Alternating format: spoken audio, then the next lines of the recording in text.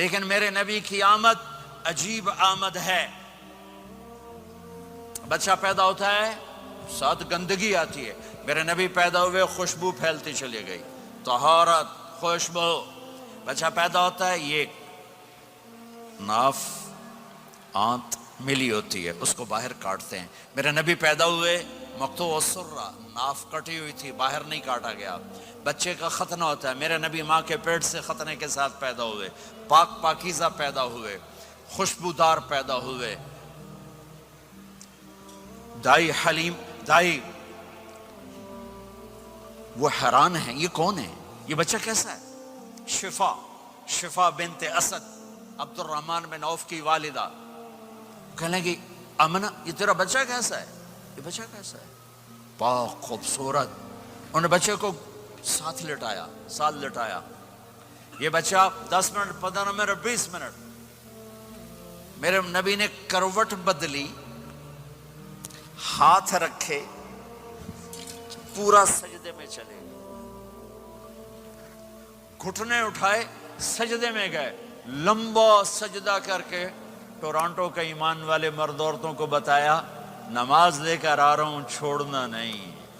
نماز پہلے 15 منٹ میں سجدہ کر کے دکھایا, پھر یوں سینہ اٹھایا, اس ہاتھ پہ آسرا لیا, اس ہاتھ کو اوپر اٹھایا, شہادت کی انگلی کو یوں کیا, تو سارے کمرے میں نور ہی نور پھیل گیا. یہ میرے نبی کی آمد ہے. ماں پریشان حیران ہو کر بچے کو گود میں لیا, بچے کو غور سے دیکھ رہی ہیں, یہ کیا بچہ ہے.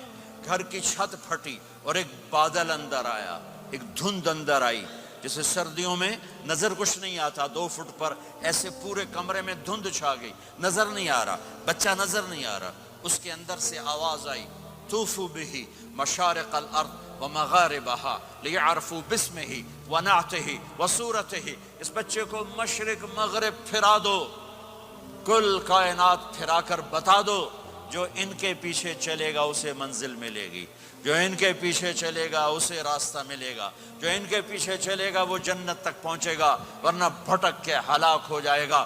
واہ. اور آواز آئی, اسے آدم کے اخلاق دو, شیس کی معرفت دو, نوح کی شجاعت دو, ابراہیم کی دوستی دو, اسماعیل کی قربانی دو, لوط کی حکمت دو, صالح کی فصاحت دو, اسحاق کی رضا دو, یعقوب کی بشارت دو, یوسف کا حسن و جمال دو, موسیٰ کا جاہ و جلال دو, یوشع کا جہاد دو, دانیال کی محبت دو, اور الیاس کا وقار دو, اور داؤد کی شیریں زبان دو, ایوب کا صابر دل دو, یونس کی طاعت دو, اور عیسیٰ کی اور یحییٰ کی عصمت اور پاک دامنی دو, اور عیسیٰ علیہ السلام کا زہد دو. وَأَغْمِسُوهُ فِي أَخْلَاقِ النَّبِيِّينَ. تمام نبیوں کو جو ملا اس بچے کو دے دو. یہ میرے نبی ماں کے پیٹ سے نکل کر 1.25 لاکھ نبیوں کا سب کچھ سینے میں اللہ نے اتار دیا. پھر 63 سال اس میں پرواز ہے. کون ہے جو میرے نبی کی ہستی, حیثیت کو, مقام کو سمجھ سکتا ہے سوائے میرے اللہ کے.